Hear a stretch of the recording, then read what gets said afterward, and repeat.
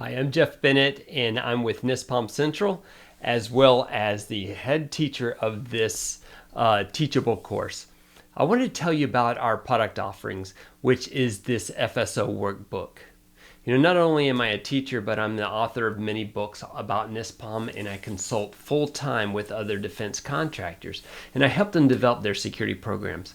So this FSO Workbook are the tools, forms, and policies, as well as training that I developed for their FSO Workbook or for their FSO program. So I wanted to put this together for you and give you an opportunity to purchase, download, tailor for your organization, and apply at your organization.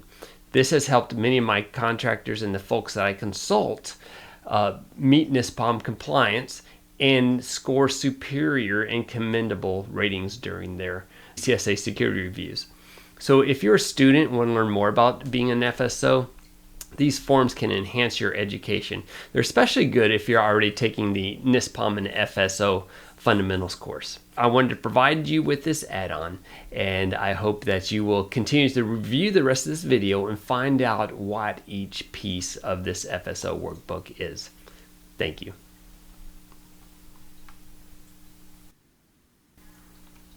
Hi, I'm Jeff Bennett, and I'm with NISPOM Central, and I wanted to tell you about additions to our courses. So I'm the primary coach and trainer and consultant for NISPOM Central, and what we have here is what I call the FSO Workbook.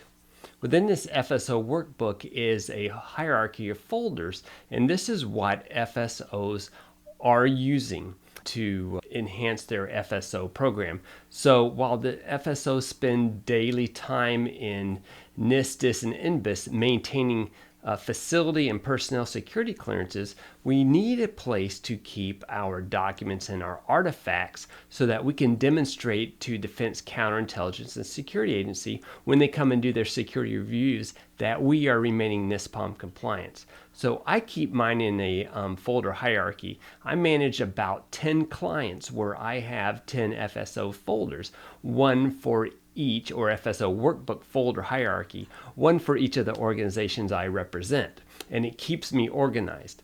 Now, while I'm going to talk about the FSO workbook later, this part is about the essential FSO forms and policies.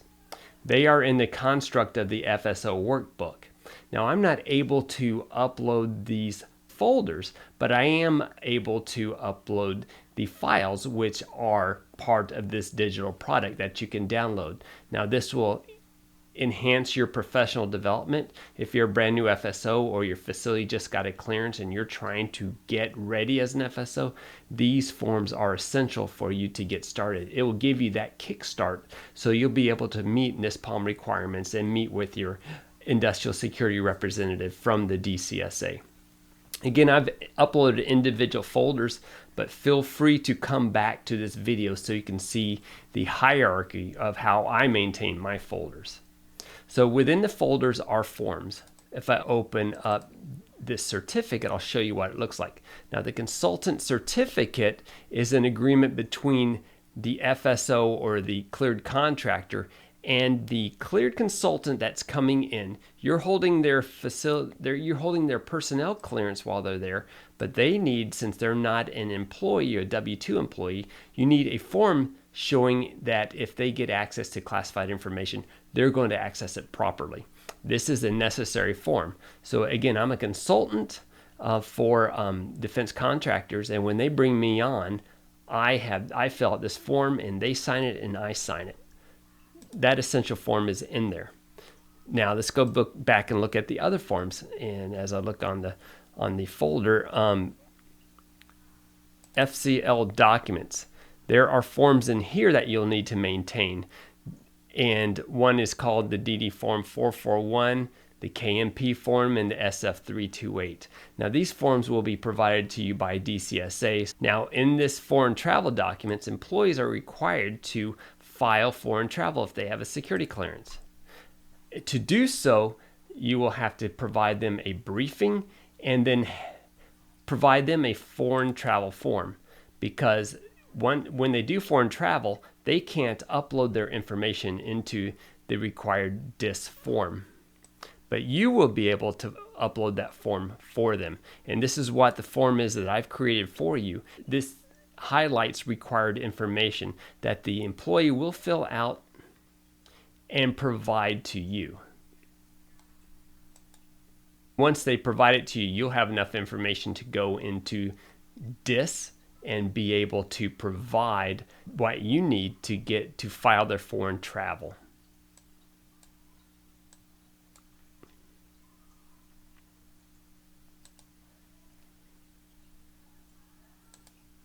Additional forms include FSO policies and procedures. Here you will have access to the Insider Threat Program template. You will need an Insider Threat Program for your organization.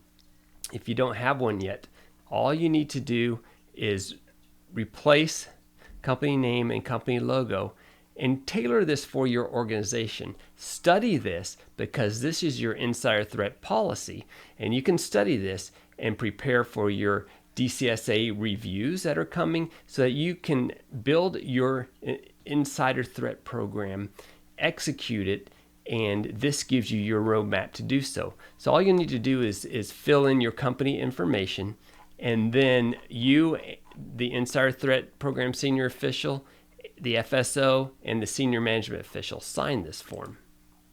We also have the same form or similar forms for the standard practice or security practices and procedures. And we have it for non-possessing and possessing facilities. You'll be able to download these forms, and again, you can fill it out for your organization, and it is your roadmap to conducting your security program. The other one was the roadmap for your insider threat program. This is for your security program. And again, you'll fill out your company information and tailor this to what your organization does. It is complete, and if you fill it out properly, you can hit the ground running with this. I would ask that you just tailor it for your organization and you study it so that you understand how you will perform your FSO functions and how your cleared employees will operate within your organization or wherever they are supporting. It also includes your training, what kind of training you're going to give, how often you'll give it.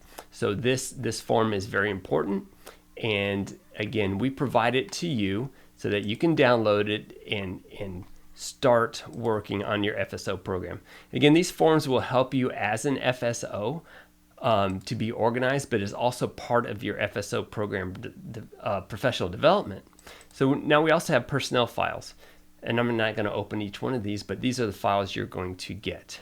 You get privacy files that are required for the RAP program that your organization, your employees are supposed to read. You get your courier brief and your courier orders if those are needed. Here is a debriefing form when your employees need to get debriefed from their security clearances and from NATO, CINWITI, or whatever they need, ComSec, whatever they're briefed to, you can use this form to debrief them. This is a cover sheet that shows how to use the forms. This is a form that you can use if you're possessing facilities to track your classified information. And this is a classified information wrapping guide, how to open and receive classified information, security clearance continuous monitoring. This is a form that you get that you can send to your employees to let them know that when they go and get their security clearance background check, who will be reading it and how their data will be used. And security clearance justification form, I'll just open this form up so you can see what it looks like. This is the form that you will use that your employee management will fill out, so you have all the information that you need to justify a security clearance on an employee. So basically, we give you all the forms that you need to run your FSO program. Reporting requirements. This is a form that your employees can fill out if they have anything to report. It will help you with the information that you need to file reports in DIS. And these are all the reportable topics that are found in the SEED 3 requirements. Unofficial contact, foreign contact, continuous association with known foreigners, involvement in foreign business, foreign bank accounts, ownership of foreign property, and the list goes on and on.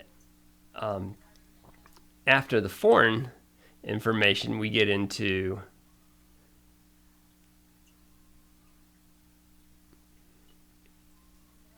exploitation, contacts by the media, arrests. So all this reportable information that cleared employees are supposed to notify the FSO of, we created a form that your employees can fill out, and if you need to make a report for any reason, you'll have the information at your fingers. And you know that cleared employees are supposed to report information about themselves or other cleared employees that might put classified information at risk, or just report those personnel changes or facility changes or updates that DCSA needs to know about.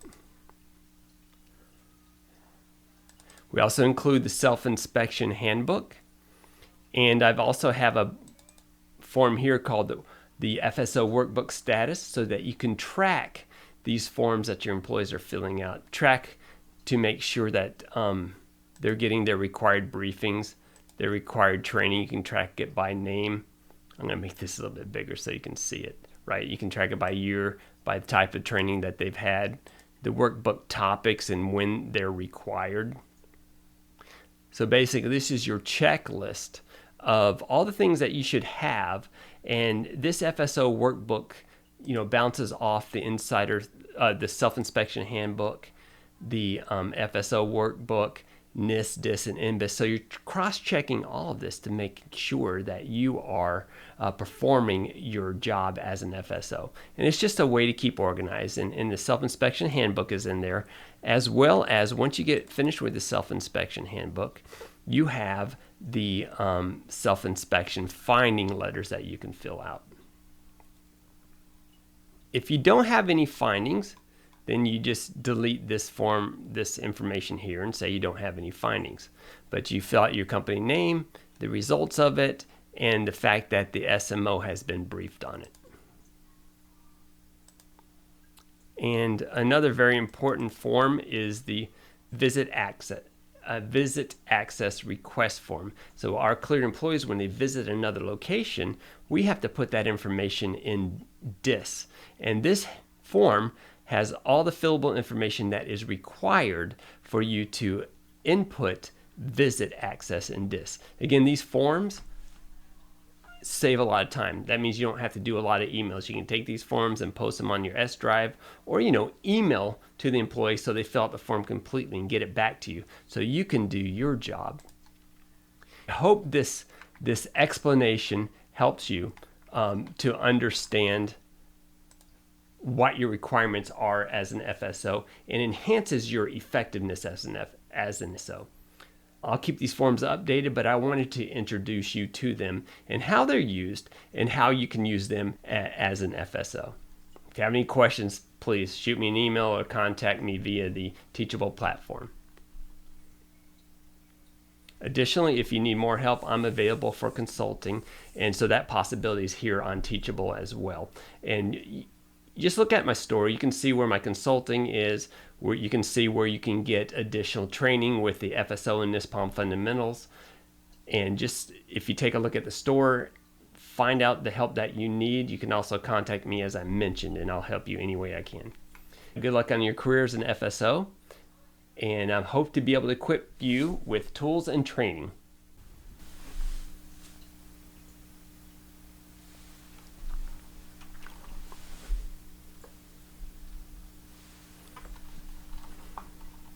Hi, I'm Jeff Bennett, and I'm with NISPOM Central. I'm the primary instructor and teacher here and head consultant. And thank you so much for your interest in our products. This package is also part of the FSO Workbook, but it's an individual package that we sell for Insider Threat Program senior officials. This will help you get your Insider Threat program started. So within this is our essential ITPSO policies and procedures cover sheet, and this provides you your instructions. So when you purchase this product and you download it, you're going to get a set of instructions on how to use this and what is within this. So I just wanted to show you that. Additionally, what you'll want to see is this Insider Threat Program package. Now, within this package are all the essential tools that you need to perform as an Insider Threat Program senior official. And so this is for example, your appointment memo. If you haven't appointed anybody to that position yet, or if you need to appoint a new one, we've got this form for you to fill out. And then on the next page is your charter for starting your Insider Threat Program working group. So here we have the Insider Threat Working Group meeting agenda. So now what I want to talk to you about is essential elements of what you need to run an Insider Threat Program. You can be the Insider Threat Program senior official or on that working group, but the senior official is required to be trained appropriately as well as be appointed in writing. And here's a memo that you can use to appoint your Insider Threat Program senior official, or change them if you need to change that person. Now here's a charter for an Insider Threat Program working group. So members of the Insider Threat Program working group must take the same training as the Insider Threat Program senior official, and that's with DCSA. And then so this is your charter that once you get it started, you just put it in writing and make it formal. And this is what you'll be discussing and what you want to protect and how you want to operate that working group. And down here is a working group meeting agenda. Insider Threat working groups are required to meet quarterly. And so this is how this is an agenda that you can use for those meetings and for follow-ups. And then the next one is a matrix that I've given you. If you want to go through and identify sensitive information that you want to add to your Insider Threat working group. Remember, insiders are those authorized employees who can access sensitive information.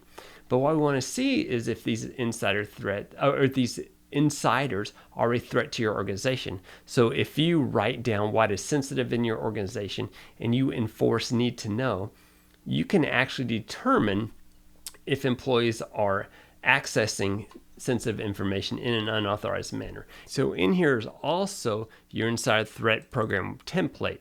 Within the template is all you need to demonstrate to DCSA that you have an Insider Threat Program. So my recommendations are for you to complete this form with your company name, have all the appropriate signatures, and that the ITPSO and the FSO study this.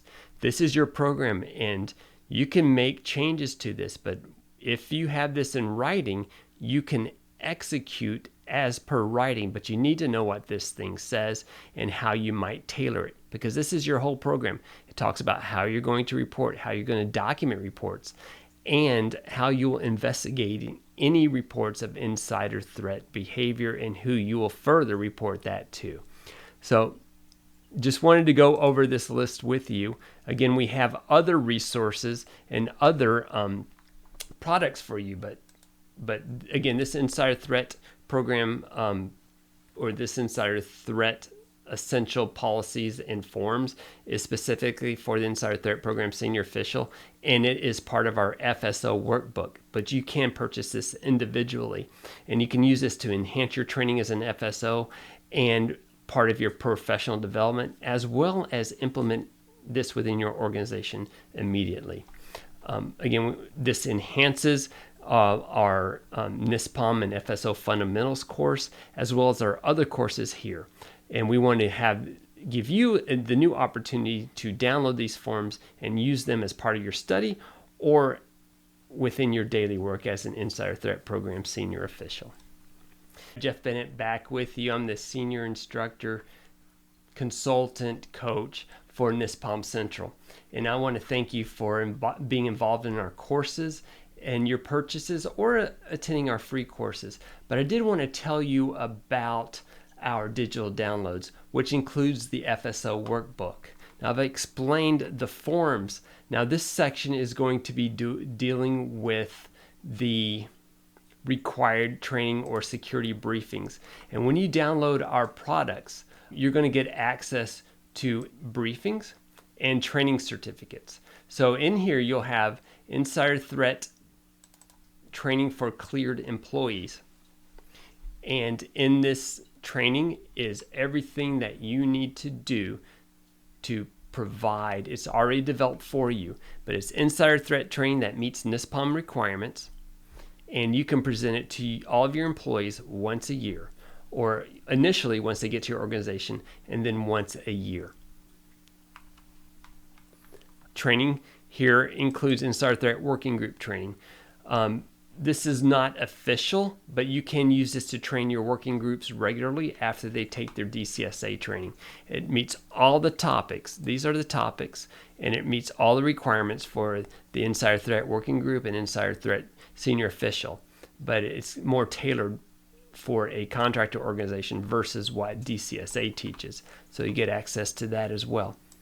Again, you do not have to spend 30 hours coming up with your own training. We developed it for you, and it's ready to download and present, or download and tailor and present. And this one right here, this is also included, and it's insider threat, security awareness training, insider threat training, as well as foreign travel training. So you can give your employees all of this in one fell swoop. And it's about a 20-minute briefing, and it meets all the NISPOM requirements. So I've given you choices here, right? You can download these, tailored for your organization, and then you can present. Additional briefings include security awareness training, and as well as the certificates they can sign once the training is done. And again, we have the combined training as well as the security awareness standalone training. You can give them in any way. We update these, and I'll be updating these annually and completing these uploads so that you'll always have what you need here.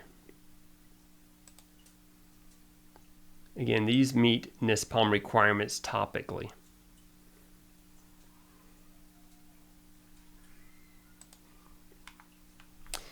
Additionally, we have optional training, which includes CUI training, derivative classifier training, and senior management official training. Senior management officials get no training.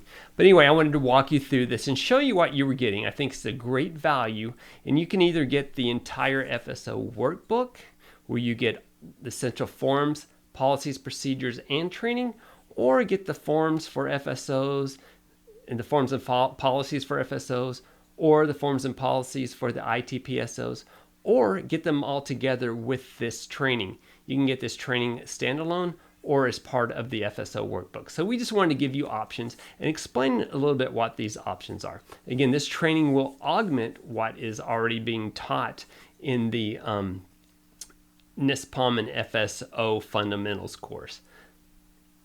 All right, so we appreciate you being here. Thank you for the time that you took to look at our training.